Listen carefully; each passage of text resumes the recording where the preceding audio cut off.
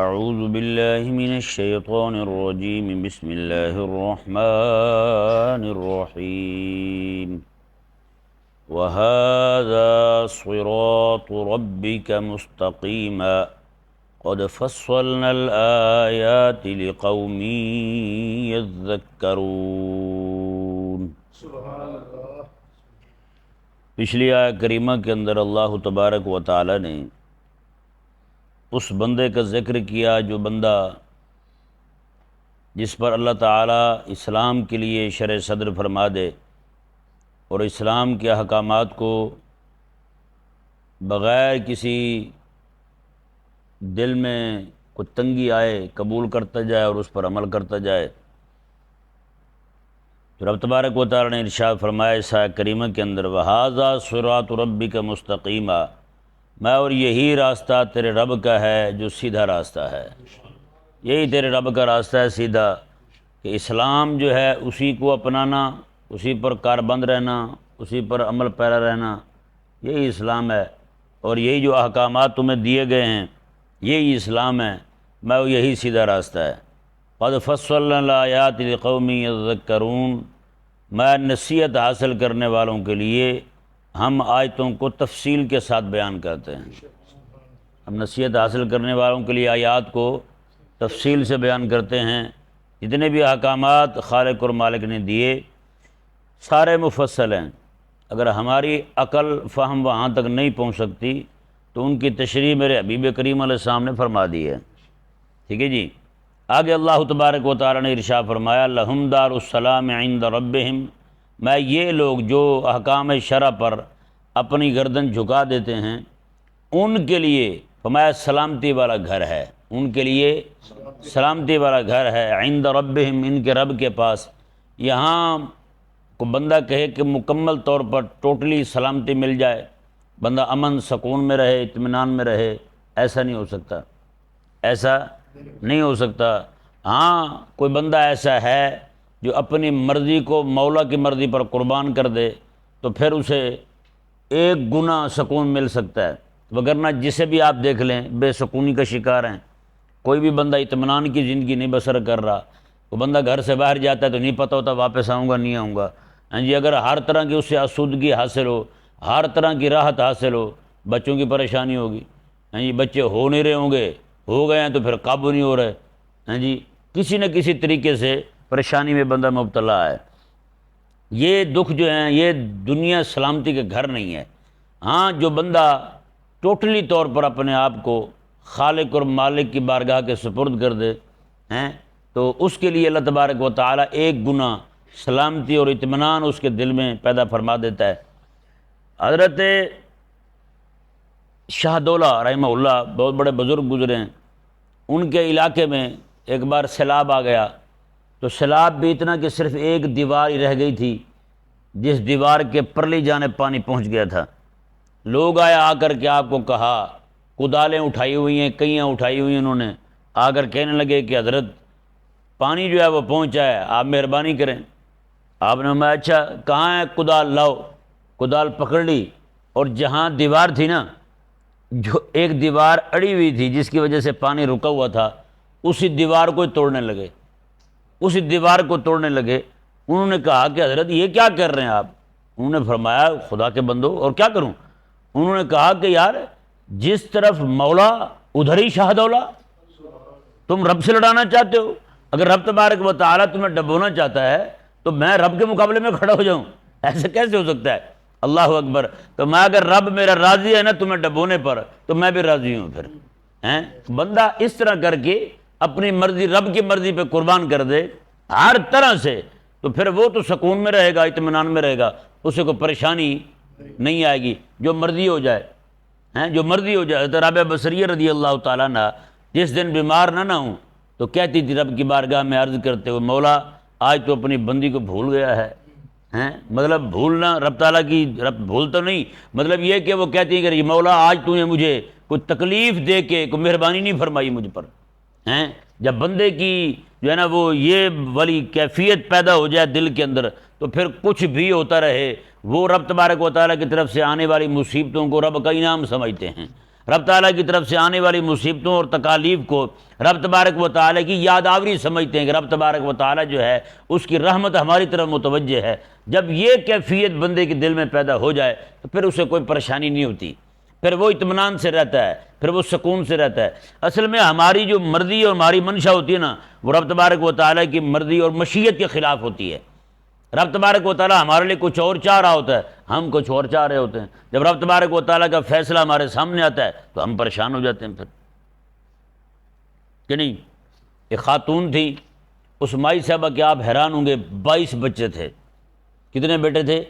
ایک ہی خاتون کے 22 بیٹے تھے، اور 22 کے 22 ایک ایک دن کے وقفے سے فوت ہوتے گئے۔ ایک فوت ہوا، پھر دوسرا، پھر تیسرا، پھر چوتھا، 22 کے 22 بیٹے فوت ہو گئے۔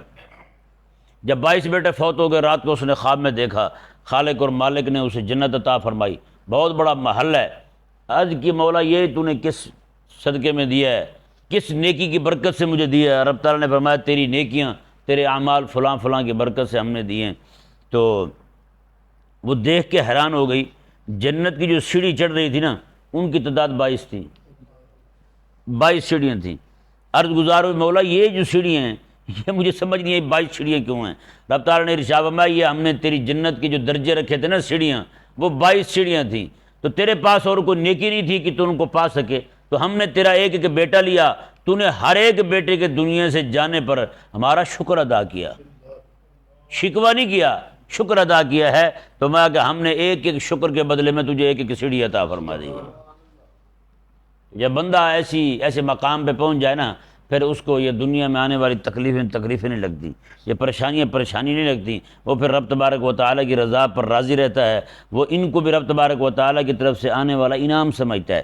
حضرت ایوب علیہ السلام سے رب تبارک و تعالیٰ نے فرمایا، ایک دن جب تندرست ہو گئے نا، بیماری ساری دور ہو گئی، شفا یاب ہو گئے، اللہ تعالیٰ نے فرمایا کہ ایوب بتا کیا حال ہے تیرا؟ بیماری میں مزے تھے یا اب؟ کہنے لگے مولا بیماری میں مزے تھے، بیماری میں مزے تھے۔ رب تعالیٰ نے فرمایا کہ وہ کیسے؟ انہوں نے کہا مولا جب میں بیمار تھا نا تو روز مجھ سے ایک بار پوچھتا تھا ایوب تیرا کیا حال ہے؟ مولا مجھے ساری بیماری بھول جاتی تھی، تیرے ایک بار کیا حال ہے پوچھنے کے مزے میں سارا مزہ پورا دن میرا گزر جاتا تھا، مجھے تو کبھی تکلیف بھی محسوس نہیں ہوئی۔ مولا اتنا بڑا تو نے کرم کیا تھا، بیماری کے دنوں میں روز تو مجھ سے پوچھتا تھا۔ اب بتائیں یار، جس بندے کو رب تبارک و تعالیٰ سے ہم کلام ہونے کا اتنا مزہ آ جائے ہیں، پھر حضرت سیدنا امام زین العابدین رضی اللہ تعالیٰ نماز پڑھنے لگے، ایک ظالم آ کے مار کے تلوار پاؤں کی انگلیاں ساری کاٹ دے، نماز منقطع نہ ہو، نماز پوری پڑھ لیں، خون دے کے مصلی پہ پوچھیں یہ کیا ہے؟ انہوں نے کہا آپ کو پتہ نہیں چلا؟ مجھے تو پتہ نہیں چلا، یہ کیا ہوا ہے؟ انہوں نے کہا کسی نے تلوار مار کے آپ کی انگلیاں کاٹ دی ہیں۔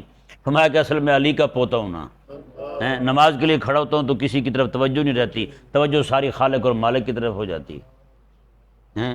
علی کا پوتا علی، امام زین العابدین رضی اللہ تعالیٰ عنہ، اندازہ لگائیں۔ تو جس بندے کو یہ مقام حاصل ہو جائے نا جی، رب تبارک و تعالیٰ کی رضا پر راضی رہنے کا، اس کے مشیت پر راضی رہنے کا، تو پھر دنیا میں وہ سکون میں ہے، وہ دار السلام میں ہے۔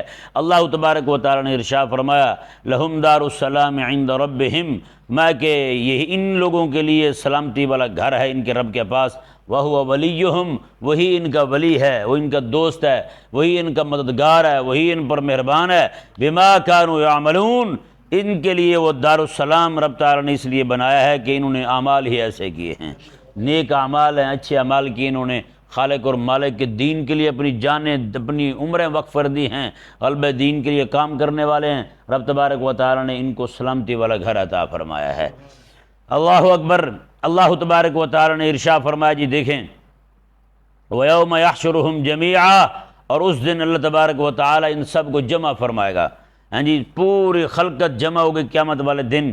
رب تعالیٰ نے ارشاد فرمایا کہ اس وقت اللہ تعالیٰ فرمائے گا یا معشر الجن قد استکثرتم من الانس، اے انسانوں کا گروہ، اے جنوں کا گروہ، تم نے بہت سارے انسان اپنی طرف لگا لیے تھے، قد استکثرتم من الانس، تم نے بہت سارے انسانوں کو گمراہ کر لیا تھا، بہت سارے انسان تم نے اپنی جماعت میں اپنے لشکر میں شامل کر لیے، تم نے میرے بندے نہیں رہنے دیے تھے، بہت سارے انسان اپنے ساتھ لگا لیے تھے۔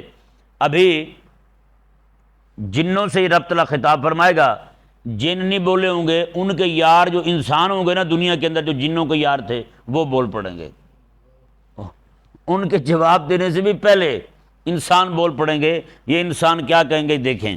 وقال اولیاؤہم من الانس، اللہ نے ارشاد فرمایا جو انسانوں میں ان کے یار ہوں گے نا، ان کے دوست ہوں گے، وہ کہیں گے ربنا استمتع بعضنا ببعض، مولا یہ ضرور ہے کہ ہم نے ایک دوسرے سے بڑا نفع اٹھایا ہے، ہم نے دنیا میں نفع اٹھایا ایک دوسرے سے بڑے کام لیتے تھے۔ کئی سارے جو ہیں وہ موکلات کو قابو کر کے رکھتے تھے، پیر بن کے بیٹھتے تھے، جنوں کو قابو کرتے تھے، ان سے پھر اوٹ پٹانگ کام کرواتے تھے۔ کئی وہ ہوتے تھے جناب ان سے جنوں سے جناب وہ باتیں نکلواتے تھے، ہیں جی، غیبی باتیں ان سے معلوم کرتے تھے، اس طرح کی باتیں کرتے تھے، اور جنوں کے ساتھ ان کی یاریاں ہوتی تھیں، ذرا حساب نکال کے بتانا جی میرے کام کا کیا بنے گا، وہ جن کو بلا کے جناب اس کے کام نکال کے بتا رہا ہے تیرا کام کب ہوگا، کیسے ہوگا، اس طرح کی باتیں کر رہے ہیں۔ خالق اور مالک نے ارشاد فرمایا کہ اب اصل میں انسان یہ چاہتے ہوں گے کہ ہم عذر بیان کر دیں رب کی بارگاہ میں، مولا ہاں ایسا ہم سے ہو گیا، اب تو مہربانی کر دے، ہیں وہ اپنی عذر خواہی کے لیے یہ بات کریں گے۔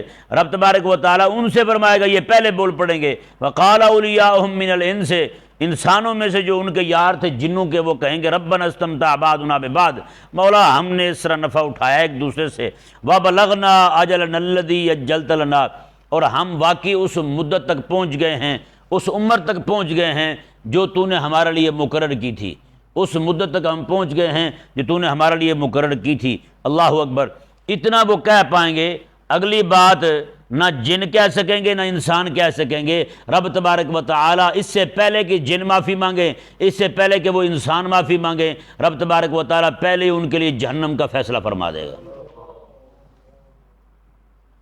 انہوں نے یہ جو بات کی ہے نا، انسانوں نے، جنوں کو بھی نہیں بولنے دیا، خود بھی بول پڑے، یہ کہا کہ یا مولا ربنا استمتع بعضنا ببعض، ہم میں سے بعض نے بعض سے نفع اٹھایا ہے، جب ہم کسی کو گمراہ کرتے تھے تو بڑے مزے لیتے تھے، ہاں بھی دس فلاں کو نماز سے کیسے روکا ہے، فلاں کو جہاد سے کیسے روکا ہے، فلاں کو رب تعالیٰ کے احکامات پر عمل کرنے سے کیسے روکا ہے، ہاں بھی بتا، پھر مزے لے لے کے ایک دوسرے کو سنایا کرتے تھے، پوچھا کرتے تھے، ہاں بھائی سنا، پھر ماسٹر پروفیسر کیسے لوگوں کو دین سے دور کرتے تھے، حدیث کا منکر کیسے بناتے تھے، ٹی وی پر بیٹھے ہوئے اینکر بدماش فلمیں بناتے تھے، کیسے بناتے تھے دین کے خلاف، کیسے دین کا مذاق اڑایا کرتے تھے، کیسے جناب بے دین لوگ جو ہیں قرآن اور حدیث کے خلاف فیصلے کیا کرتے تھے، کیسے جناب وہ جمہوریت کو نافذ کر کے مسلمانوں پر ظلم و ستم کیا کرتے تھے، کیسے انہوں نے رب تبارک و تعالیٰ کے قرآن کو الماری تک محدود کر دیا تھا کہ صرف جناب فوتگی پر قرآن پڑھا جائے، ختم پر قرآن پڑھا جائے، یا کوئی بندہ مرنے لگے تو تب قرآن پڑھا جائے، اس کی روح آسانی سے نکل جائے،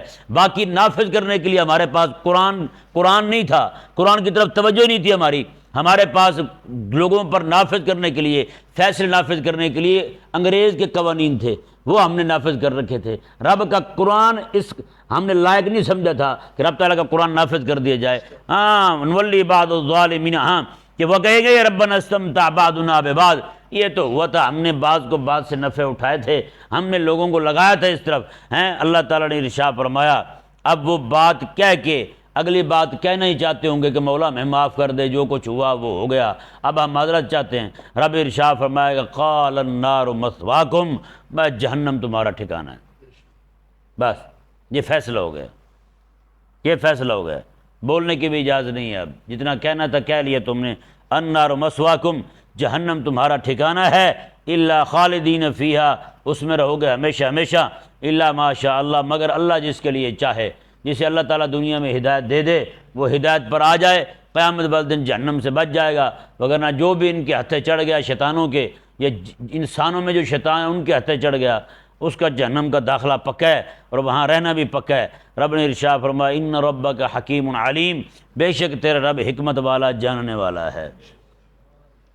اللہ اکبر۔ اللہ تعالیٰ نے ارشاد فرمایا وَكَذَلِكَ نُوَلِّي بَعْضَ الظَّالِمِينَ بَعْضًا بِمَا كَانُوا يَكْسِبُونَ۔ اس آیت کریمہ کے دو معنی بیان کیے ہیں مفسرین نے۔ پہلا معنی یہ ہے کہ ہم ظالموں کو ظالموں کے قریب کر دیں گے، ظالموں کو ظالموں کے قریب کر دیں گے۔ قیامت والے دن جہاں پہ فرعون ہوگا نا، وہاں پہ نمرود ہوگا، عذاب میں مبتلا ہوں گے، وہاں پر پوری دنیا کے حکمران جو دین کے دشمن ہیں سارے ان کے ساتھ اکٹھے ہوں گے۔ ظالم جس طرح کا ظلم کرتا ہوگا، اگر کوئی جج ظالم ہوگا تو جج ظالم کے ساتھ باقی جج جتنے ظالم گزرے ہیں ان کو ایک ہی ڈپارٹمنٹ میں عذاب ہوگا، ہیں جی، ایک ہی ڈپارٹمنٹ میں ہوں گے، اور باقی جتنے مثال کے طور پر حکمران ہیں ظالم ہیں، وزیر اعظم ظالم ہے، صدر ظالم ہے، تو وہاں پر صدر سارے اکٹھے ہوں گے۔ اللہ تعالیٰ نے یہی ارشاد فرمایا نولی بعض الظالمین بعضا بما كانوا یکسبون، میں جو ان کے کام کی جنس سے ظالموں کو، ان کے ظلم کی جنس سے ان ظالموں کو ہم اکٹھا کر دیں گے، قریب قریب کر دیں گے۔ جیسے قیامت والے دن جنت کے اندر اہل ایمان اپنی نیکیوں کی برکت سے اللہ تعالیٰ ان کو اکٹھا کر دے گا۔ رب تعالیٰ نے قرآن کریم میں ارشاد فرمایا وَحَسُنَ أُولَٰئِكَ رَفِیقًا، میں انبیاء کرام، صدیقین، شہداء، صالحین، اہل اللہ، نیک لوگ جو ہیں یہ سارے کے سارے اکٹھے ہوں گے۔ وَحَسُنَ أُولَٰئِكَ رَفِیقًا، کتنے سونے رفیق ہیں، کتنے اچھے یار بن کے رہیں گے۔ تو یہ قیامت والے دن جنت میں اکٹھے رہیں گے، اور اسی طرح کر کے جہنم میں یہ جو لوگ جتنے بھی بدماش ہوں گے سارے کے سارے اکٹھے ہی ہوں گے۔ سمجھ آ گیا مسئلہ؟ جتنے حکمران ظالم ہیں پاکستان میں ہوں، چاہے ہندوستان میں مودی ہو، چاہے جہاں کہیں کا رہنے والا بدماش ہو، وہ سارے کے سارے قیامت والے دن فرعون، نمرود، شداد، قارون اس طرح کے لوگوں کے ساتھ ہوں گے۔ سمجھ آ گیا مسئلہ جی؟ یہ ایک معنی یہ ہوا اس کا۔ دوسرا معنی کیا ہے اس آیت کریمہ کا؟ اللہ تعالیٰ نے ارشاد فرمایا وَكَذَلِكَ نُوَلِّي بَعْضَ الظَّالِمِينَ بَعْضًا بِمَا كَانُوا يَكْسِبُونَ، میں ہم ظالموں کو ظالموں پر مسلط کر دیتے ہیں، ظالموں کو ظالموں پر مسلط کر دیتے ہیں۔ پھر اس کا تعلق آخرت کے ساتھ نہیں ہوگا، پھر اس کا تعلق دنیا کے ساتھ ہوگا۔ مطلب کیا ہے؟ میں یہاں پر کوئی ایک ظالم حکمران آئے تو پھر ہم اس پر، اگر عوام ظالم ہے تو اس پر ہم حکمران ظالم لے آتے ہیں، وہ آ کے ان کی طبیعت صاف کر دیتے ہیں، ہے یا نہیں؟ میرے کریم آقا علیہ السلام نے ارشاد فرمایا من اعان ظالما سلطہ اللہ، جو بندہ کسی ظالم کی مدد کرے گا اللہ تبارک و تعالیٰ اسی ظالم کو اس پر مسلط فرما دے گا، اسی ظالم کو اس پر مسلط فرما دے گا۔ اب آپ ذرا خود اندازہ لگائیں، ہمارے ملک کے اندر یہ ظالموں کو ووٹ دے کے لے کے آتے ہیں، ساتھ دیتے ہیں، گلی محلے میں نچ نچ کے ٹوئے پا دیتے ہیں، لڑائیاں ڈالتے ہیں ان کے لیے، اپنے ماں باپ سے بدتمیزیاں کرتے ہیں۔ ہاں جی، ابا کسی اور جماعت کا، بیٹا کہتا ہے میرا ابا پاگل ہے، ہاں جی، ابا کسی اور جماعت کو سپورٹ کرتا ہے، باپ بیٹے کی لڑائی ہے، گھر میں جناب ساری بدمزگی پیدا ہو گئی ہے، اس طرح کی لڑائیاں، فسادات، چاچا چاچا سے بھتیجے سے نہیں بولتا، بھتیجا چاچا سے نہیں بولتا، بھتیجا تائے سے نہیں بولتا کیونکہ تایا فلانی جماعت کا ہے، بھتیجا فلانی جماعت کا ہے، پورے گھروں میں لڑائیاں، فساد، دنگے ہیں۔ یہ ظالم بنے ہیں، ظلم کیا انہوں نے ظالم کا ساتھ دے کر، اللہ تبارک و تعالیٰ پھر وہی ظالم ان پر مسلط کر دیتا ہے، وہی ظالم آتا ہے پھر ان کی سب کی طبیعت صاف کر دیتا ہے۔ ہاں جی، یہ ایک معنی ہے۔ حضرت سفیان رضی اللہ تعالیٰ نے ارشاد فرماتے ہیں جب تو دیکھے کسی ظالم کو کہ وہ ظالم پر مسلط ہے اور ظالم کو پھینٹا چڑھا رہا ہے تو میں وہیں کھڑا ہو کے ذرا تو بھی نظارہ کر لے، تو کھڑا ہو کے ذرا تو بھی نظارہ کر لے، تھوڑا سا تعجب کا اظہار کر لے کہ واہ واہ واہ یہی بندہ ظالم تھا، ہیں اتنا جناب لہرا لہرا کے کہتا تھا، آج پولیس کو دیکھا تو بڑی گاڑی سے نکل کے بھاگا فواد ڈبو چودھری، ہیں جی، سانس بھی اس کا آپس میں نہیں مل رہا، قسم خدا کہ جتنا دل ٹھنڈا اس دن ہوا ہے کبھی بھی مزہ نہیں آیا تھا میں تو۔ ہاں ظالم کو دیکھا نا ہم، وہی ظالم پولیس والوں کو پیچھے لگاتا تھا، اہل ایمان کے، اہل دین کے، لیکن جب اسی ظالم کے پیچھے پولیس لگی ہیں وہ پھر ایسے بھاگا جیسے شداد بھاگتا ہے، ہیں جی، پھر دوڑا جناب وہاں پہ وہ نمرود وقت کا وہ بدماش جو شعر پڑھ کے کہتا تھا میری آنکھوں میں تجھے ڈر نہیں ملے گا، وہ کہیں کھڑا ہوا جناب اسے کوئی ڈر ہی نہیں ملا، وہ بھاگا جناب گاڑی سے نکل کے نامراد گرا ایسے جیسے مگر مچھ گر رہا ہو ہیں۔ تو اللہ تبارک و تعالیٰ ان ظالموں پر ظالموں کو مسلط کرتا رہتا ہے۔ یہ جو ظالم اس وقت حکمران بنے بیٹھے ہیں، یہ حکمران بننے سے پہلے یہ بھی جیل میں تھے، جیلوں سے باہر نکل کے عدالتوں نے انہیں پاک صاف قرار دیا، حکمران بن گئے۔ اللہ تعالیٰ کے فضل سے آپ بھی زندہ، ہم بھی زندہ، جب یہ اتریں گے یہ پھر جیلوں میں جائیں گے، یہ جیلوں میں جائیں گے۔ اللہ تعالیٰ کا یہ وعدہ ہے نولی بعض الظالمین بعضا بما كانوا یکسبون، ان ظالموں کے کرتوتوں کی وجہ سے ہم ظالموں کو ظالموں پر مسلط کر دیتے ہیں۔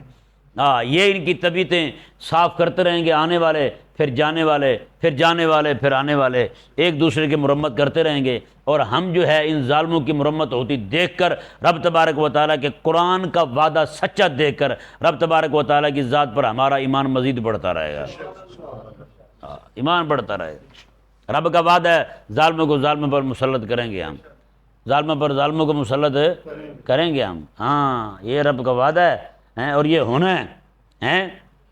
اب وہ رو رہا ہے نا عمران خان، ایاک نعبد و ایاک نستعین پڑھ کے لڑکیاں نچاتا تھا، بدماشیاں کرتا تھا، اب کوئی بھی ساتھ نہیں ہے، نہ گھنگرو رہے نہ ناچنے والے رہے، جو کہتے تھے نچنے کو دل کر رہا ہے وہ بھی نہیں رہے اب، ان کا بھاگنے کو دل کر رہا ہے، سارے سجے کھبے تتر بتر ہو گئے ہیں۔ رب تبارک و تعالیٰ کا فضل، اللہ اکبر کبیرہ، رب نے پھر ظالموں کو ظالموں پر مسلط کیا، سارے ذلیل ہو گئے۔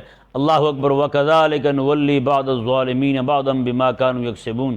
یہ آیت مبارکہ جو ہے نا، کوئی بندے ایسے ہوں، دو ظالم مل کر کسی مسلمان کو تنگ کر رہے ہوں، پریشان کر رہے ہوں، تو یہ آیت مبارکہ بہت بڑا وظیفہ ہے۔ وہ ظالم آپ پر ظلم کرنا چاہتے ہوں تو یہ آیت مبارکہ صبح و شام کسی بار پڑھ کے ان پہ پھونک مار دیں، اللہ تبارک و تعالیٰ ان میں پھوٹ ڈال دے گا۔ آپ کی پھونک کی وجہ سے ان میں پھوٹ پڑ جائے گی۔ وہ ظالم جو ہیں وہ بجائے اس کے کہ آپ کے خلاف لڑیں، آپس میں لڑ پڑیں گے، ٹھیک ہے جی، ہاں ان کی لڑائی ہو جائے گی اللہ تعالیٰ کے فضل سے، وہ آپ کی طرف سے توجہ ہٹ جائے گی ان کی۔ اللہ تبارک و تعالیٰ ہمیں سمجھنے کی توفیق عطا فرمائے۔